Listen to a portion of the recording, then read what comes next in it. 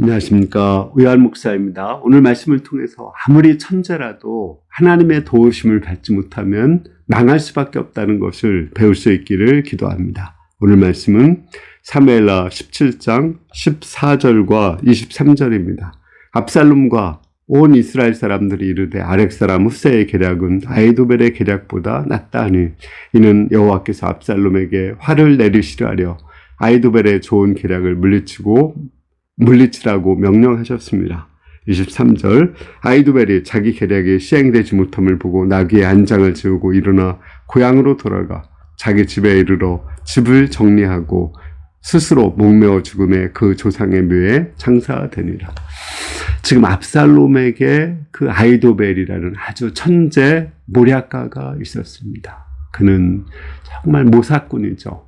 제갈공명 같은 그런 사람이에요. 그는 압살롬에게 아주 좋은 계략을 했습니다. 다윗이 요단강을 건너기 전에 한 번에 급습해서 왕만 죽이면 된다. 그러면 우리가 전쟁에서 넉넉히 이길 수 있다고 했습니다. 아주 좋은 계략입니다.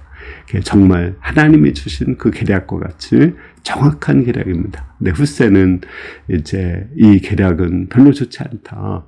지금 다윗이 요단강을 건너간 후에 전면전을 해서 그 이스라엘 사람들과 싸우는 것이 좋다고 했습니다. 그는 되게 화려한 말을 많이 했지만 실속이 없는 계략이었거든요. 그런데 하나님은 그 압살롬이 후세의 계략을 채택하고 아히도벨의 계략을 거절하는 그런 이야기가 나옵니다. 그래서 아히도벨은 자기의 계략이 거절되자 자기 집에 가서 목매어 자살해 죽었다는 그런 이야기입니다. 여기서 볼 때 아무리 좋은 계략이라도 하나님이 도와주시지 않으면 그 계략이 시행되지 못하는 것을 알 수 있습니다. 그러면 왜 하나님께서 아히도벨의 계략을 폐하셨을까요? 저는 두 가지라고 생각합니다. 첫 번째는 그 아히도벨과 압살롬은 하나님을 경외하고 하나님께 기도하지 않았습니다. 반면에 다윗은 기도를 했어요. 아히도벨이 압살롬에게 갔다고 했을 때 다윗은 아히도벨의 계략을 어리석게 해달라고 하나님께 기도를 드렸습니다. 그런데 압살롬이나 아히도벨은 어떤 기도도 하나님께 하지 않았다고 나옵니다. 그들은 하나님을 의지하지 않고 자기를 의지하는 자였고 다윗은 하나님을 왕으로 모시고 하나님을 의지하는 사람이었습니다.